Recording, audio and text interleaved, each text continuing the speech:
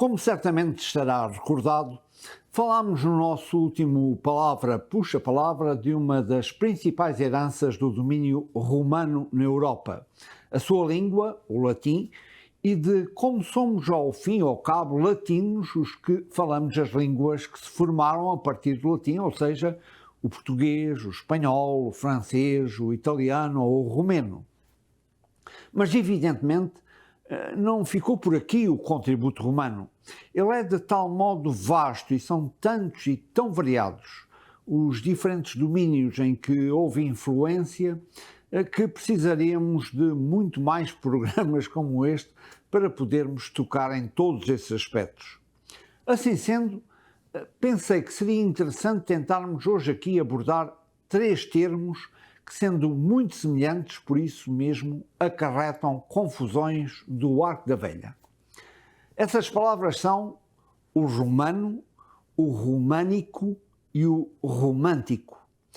E são de tal forma parecidas que se prestam a inúmeras confusões que frequentemente vemos tanto na expressão oral como na expressão escrita, e olhe, quantas vezes mesmo por pessoas que deveriam ter um pouco mais de cuidado na maneira como se exprimem publicamente.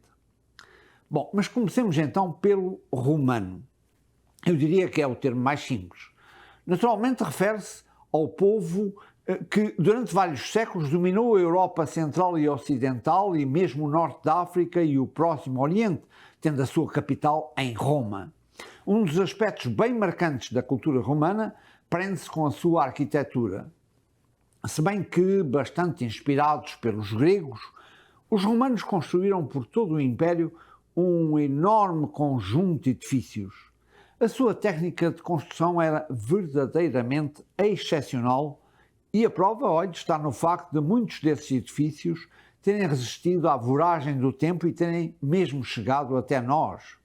De facto, os romanos trouxeram com eles novos elementos da engenharia civil, o mármore na arquitetura, a coluna, o estuque, a argamassa de cal e a pedra esquadriada. Isto aliado à vinda de novos conceitos e igualmente de novos métodos de construção. Vamos ver alguns exemplos em território português que poderão confirmar aquilo que lhe estou a dizer. Comecemos, por exemplo, pelas ruínas romanas de Conímbriga, em Condeixa, não muito longe de Coimbra. Repare nesta bela imagem da chamada Casa do Repuxo. Em primeiro plano, observe os lindos mosaicos no chão e repare igualmente neste centro ajardinado e com jogos de água numa bela casa aristocrática romana do século I depois de Cristo. E, já que falámos em Coimbra, eu não sei se conhece o chamado criptopórtico romano que se encontra por baixo do Museu Nacional Machado de Castro, na Alta, em Coimbra, próximo da Universidade. Como sabe, havia em quase todas as cidades romanas uma praça central onde ficavam os grandes edifícios, designadamente o palácio, o templo. Chama-se essa praça principal o Fórum. Ora, em Coimbra, os romanos aproveitaram a encosta e assim colocaram por baixo do Fórum uma espécie de estrutura com 2 andares a que chamamos criptopórtico. Mas o que é o criptopórtico? Olha, trata-se de uma galeria toda abobadada, subterrânea, e os arcos do criptopórtico serviam para sustentar estruturas localizadas lá em cima, na superfície, o fórum, neste caso. Além da função estrutural, os criptopórticos podiam ser utilizados, por exemplo, para armazenamento de alimentos, como a carne, o trigo, uma vez que, claro, eram espaços que eram frescos e estavam abrigados da luz, não existiam frigoríficos. Gostaria de lhe chamar a atenção para a forma dos arcos que está a ver. Repare, eles são típicos da arquitetura romana, é um meio círculo perfeito e são chamados de arcos de volta inteira. E repare, são exatamente este tipo de arcos que vemos, por exemplo, na Ponte Romana de Chaves, também conhecida por Ponte de Trajano. E sensivelmente da mesma época, enfim, o tão conhecido Templo Romano de Évora, erroneamente conhecido normalmente como Templo de Diana e que julgamos ser dedicado à deusa dos cereais, Ceres, ou então, provavelmente, ao culto imperial. Estamos, portanto, aqui a falar de monumentos com 2000 anos, portanto, que datam de há 20 séculos. Cerca de 1000 anos, isto é, 10 séculos depois destas imagens que estivemos a ver da arte romana, desenvolve-se um novo estilo arquitetónico a que chamamos o românico. A arte românica vigora na Europa entre os séculos XI e XIII. O estilo aparece sobretudo nas igrejas construídas após a expansão do cristianismo pela Europa. Tem uma larga divulgação, sobretudo em França. Repare, por exemplo, nesta bela imagem da igreja de Nivelles. Viu onde se inspiraram os arquitetos para desenhar os arcos? Exatamente nos arcos de volta inteira romanos. Fazem igualmente lembrar estes arcos, os arcos da fachada da Catedral de Santiago de Compostela, que estamos a ver.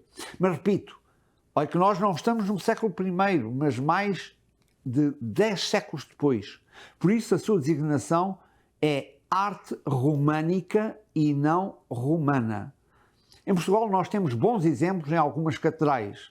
É o caso, por exemplo, da Sé de Braga, o caso da Sé do Porto, a Sé Velha de Coimbra, ou mesmo a Sé de Évora, embora aqui, porque é um pouco mais tardia, já começam a aparecer algumas marcas do novo estilo, o gótico, com as janelas que são diferentes, repare.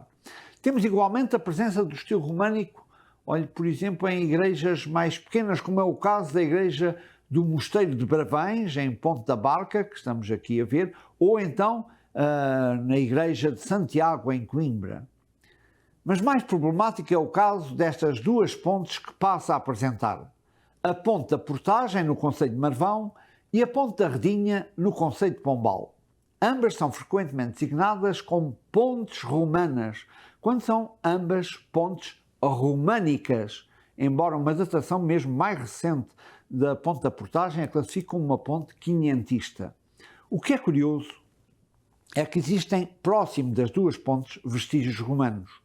No caso da Portagem, a cidade romana da Amaia, e no caso da Redinha, os vestígios de uma vila romana de Roda. Em ambos os casos, é mesmo muito provável que anteriormente os romanos tenham mesmo feito uma ponte e que muitos séculos mais tarde tenha havido um reaproveitamento dos materiais. Mas creio que todos estaremos de acordo que uma coisa é uma ponte romana como aquela de Chaves que vimos e outra, com muitos séculos de distância, as pontes românicas da Portagem da Redinha. Mas olhe que confusão continua e basta apenas folhear a internet, digo-lhe eu. Outra confusão grosseira é confundirem-se estes dois termos com o romantismo. É que o romantismo é uma corrente estética, um movimento artístico, político, filosófico, que surgiu já nos finais do século XVIII na Europa e que durou por grande parte mesmo do século XIX. Portanto, aqui estamos muito mais próximos de nós. O romantismo está presente na literatura romântica. Peguemos, olhe como exemplo, sei lá, O Amor de Perdição, de Camilo Castelo Branco. Mas aparece também na música, na pintura, na arquitetura, sei lá, há uma procura do exótico, do selvagem, do inóspito. Exaltavam-se as sensações extremas, os paraísos artificiais, a natureza no seu aspecto mais bruto. E, a nível da arquitetura romântica, recordamos o que aqui dissemos quando há algum tempo falámos de Sintra, e muito particularmente, se está lembrado, do Palácio da Pena. Tal como sublinhámos nessa altura, trata-se de um dos mais belos monumentos do romantismo arquitetónico, ou, para sermos mais precisos, do estilo eclético. E o que é que queremos dizer com isto? A partir de uma certa altura, no século XIX, impera pela Europa uma moda de revivalismo, isto é, o gosto antigo. A moda era fazer reviver todos os velhos estilos. O estilo greco-romano, o estilo românico, o gótico, o morisco, o manuelino, sei lá, ou então mesmo misturar todos estes estilos entre si, por isso, estilo eclético, ou seja, aqui entre nós, uma verdadeira salada russa, um verdadeiro cocktail de estilos arquitetónicos, imitando épocas muito diferentes.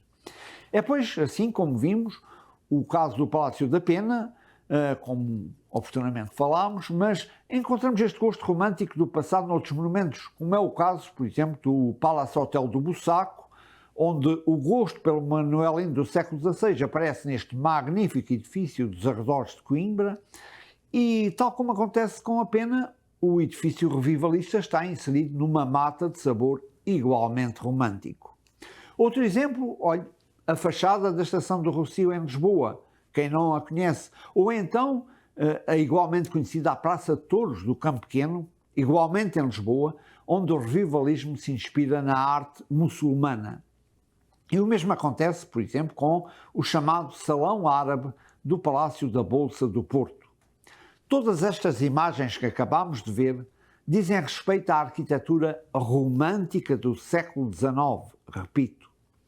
Portanto, embora as palavras sejam muito semelhantes, não podemos nem devemos confundir a arquitetura romana do século II a.C. até ao século V depois de Cristo, repare, são 700 anos, com a arquitetura românica na Idade Média, sobretudo nos séculos XI, XII e XIII, e muito menos com a arquitetura romântica do século XIX. Romano, românico e romântico. Os termos são muito semelhantes, mas são de períodos completamente diferentes, com muitos séculos de intervalo. E assim chegamos ao fim desta ultra rápida viagem pelo tempo.